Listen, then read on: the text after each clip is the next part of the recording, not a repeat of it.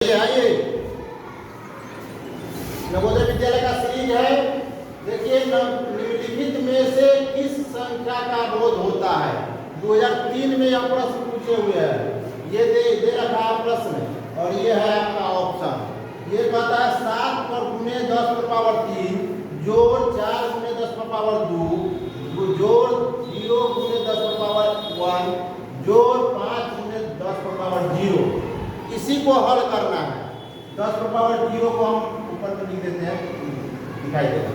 ठीक है, अब देखिए इसका क्या मतलब होता है। इसका मतलब होता है 7 गुने 10 पर पावर 3 मतलब 10 गुने 10 गुने 10 3 बार। ठीक है, 10 गुने 10 गुने 10 3 बार। तो ध्यान रखिएगा, जय बार 10 रहेगा ना तब वो शून्य 1 पर दे दीजिएगा। ये 10 गुने 10 गुने 10 कै बार है? 3 बार। तो 1 पर शून्य कै गो? 3 गो। तो 3 गो शून्य मतलब 7 में 1000 से गुणा करेंगे तो सीधा 7000 हो जाएगा कि नहीं हो जाएगा? हो जाएगा। इसका मतलब इस पूरा का मतलब हो गया 7000 हो गया।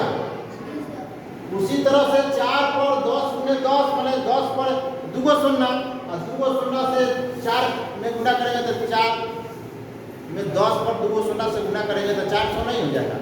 4 पर 2 शून्य हो जाएगा।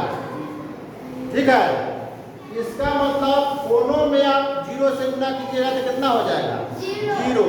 तो इसका मतलब कितना हो गया? 0। ये हो गया 0। और 5 पर 10 पर पावर 0 का मतलब होता है 10 पर पावर 0 का मतलब जिसका पर पावर 0 होता है उसका मान हो जाता है 1। उसका मान कितना हो जाता है? 1। तो 5 में 1 से गुणा करेंगे तो कितना हो जाएगा? 5 इकाई 5 5 इकाई 5। अब देखिए, अब जोड़ दीजिए इसको 5 5 0 0 0 तो 5 के 5 को और तब हो गया 0 0 0 फिर 4 और 0 तो 4 और 7। कौन सा ऑप्शन आ गया?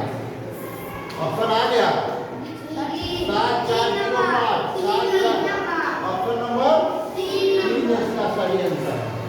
नहीं समझ में आया? इसको जितना पर पावर आएगा, देखिए 10 पर पावर था तो 10 गुने 10 गुने 10 3 बार लिखते ना और तीनों में गुना करते तो 1 पर पावर 1 पर 3 को शून्य हो जाता कि नहीं हो जाता? 1 पर 3 को शून्य से 7 से गुना करेंगे तो 7000 नहीं हो जाएगा? 1000 में 7 से 7000 1 है। ये 10 गुने 10 माने 100 100 में 4 से 400। इसका मतलब 0 गुना कीजिए तो 0 हो गया। इसका 0 के पावर मतलब 1 होता है। 1 में 5 गुना कीजिए 5। सब जोड़ दीजिए। सब अच्छा लगा तो क्या कर देना है? लाइक कर दीजिए, शेयर कर दीजिए, सब्सक्राइब कर दीजिए।